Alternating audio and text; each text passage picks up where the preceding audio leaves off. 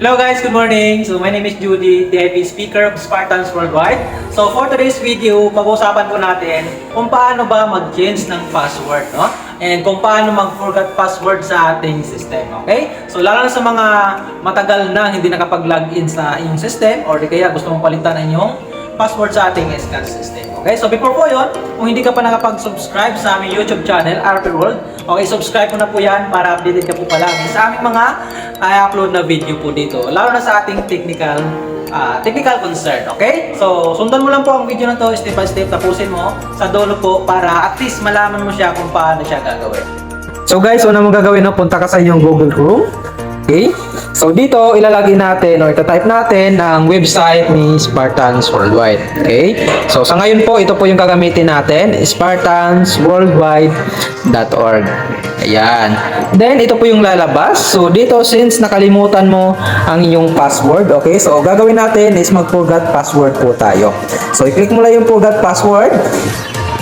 Okay? So dito, ilalagay mo ang iyong registered email. Okay? So na kung saan, doon magsisend ng instruction ang ating customer support. Okay? So after po nyan, double check mo lang yung email mo kung tama na siya.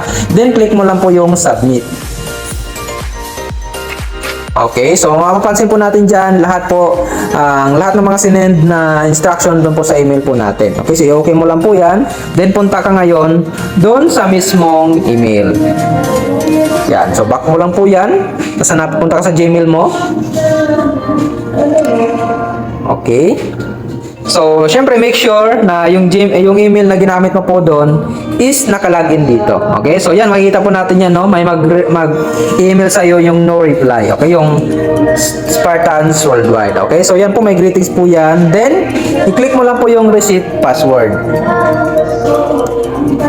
After po nyan, dito ka po dadalhin ng ating CSR, okay? So, dyan ka na mag-input ng password mo, na bagong password. Yan. Tapos, once na okay na, so pwede mo na i-click yung reset password.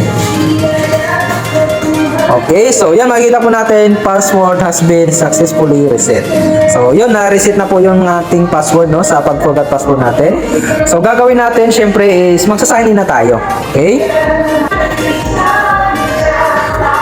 Yan. So, dito na tayo sa loob ng ating system. So, gagawin naman natin is mag-change password naman tayo sa loob ng mismo ng system po natin. So, click mo lang po yung close and hide announcement para hindi siya pabalik ng pop-up, no? Then, punta ka sa menu. And hanapin po natin sa baba, scroll down mo lang yan, and hanapin mo yung change password. Okay? So, click mo lang po yan.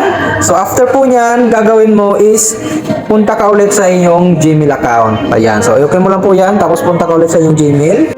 Ayan. So, meron dyan mag-email ulit sa iyo na Spartans Worldwide, no? Yung ating customer support. Okay? So, click mo lang po yan. Then, basahin mo yung instruction ng ating CSR. Okay? So, dito, number 1, gagawin mo, copy mo yung security code. Okay, so copy-paste mo lang po yan.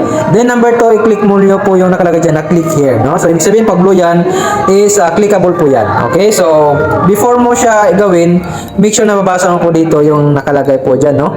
Yan. Then, click mo lang po yung dito, number 2. So, dito guys, i-scroll down mo lang po siya. Tapos, dito sa baba, nakalagay dyan. Diyan mo i-fill out yung security code na copy-paste mo po doon. Okay? Then, dyan ka na maglalagay ngayon ng panibagong password mo. So, make sure lang po na match po yan kasi hindi po yan magsasubmit kapag hindi po yan magkaparehas. Okay? So, once na okay na po yan, click mo lang po yung submit.